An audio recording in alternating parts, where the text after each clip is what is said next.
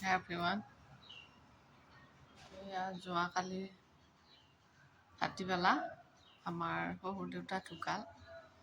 তাৰপিছতে যোৱাকালি তাতে থাকিলোঁ আৰু সংস্কাৰ কৰি আহোঁতে প্ৰায় 10:30মান বাজিল।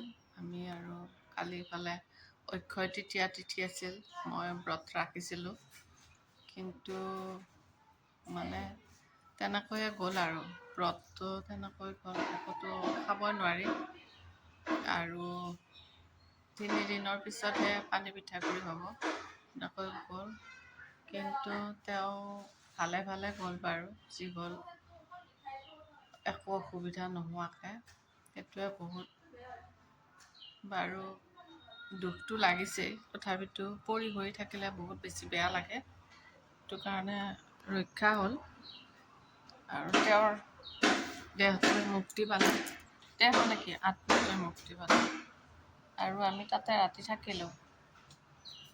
ৰাতি থাকি আজি ৰাতিপুৱা আহিলোঁ ইয়াতে ভাৰ্গৱৰ গাড়ীখন লৈ, আৰু এইবিলাক মানে খোৱা পখলা কৰিছোঁ আজি ইয়াতে। যিহেতু আমি ক'বলৈ গ'লে মৰাঘৰীয়া হৈ আছোঁ, গতিকে এইবিলাক কাপোৰ কানি চব ধোৱা পখলা হ'ল। এজনে নহয়, গোটেইকেইজনে লাগি ভাগি কাপোৰ কানি ধুলোঁ। পৰ্দা, আঁঠুৱা, বিচনা চাদৰ আৰু মানে চব য'ত যি আছে, আজি মানে চিকন বুৰণ হৈ গ'ল এইখিনি। আৰু এইফালে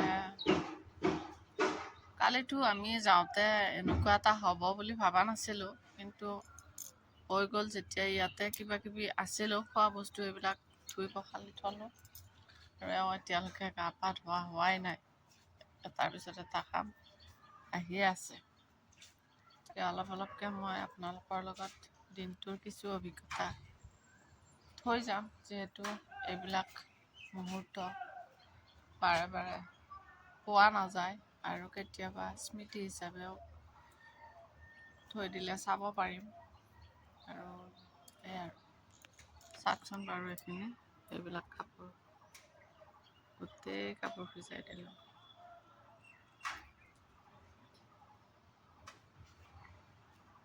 আমাৰ গাড়ীখন লৈ যোৱা নাছিল একচুৱেলি।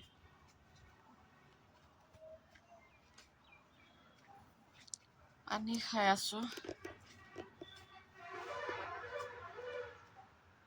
আজিৰ মুহূৰ্ত এইখিনি আপোনালোকৰ লগত শ্বেয়াৰ কৰিলোঁ।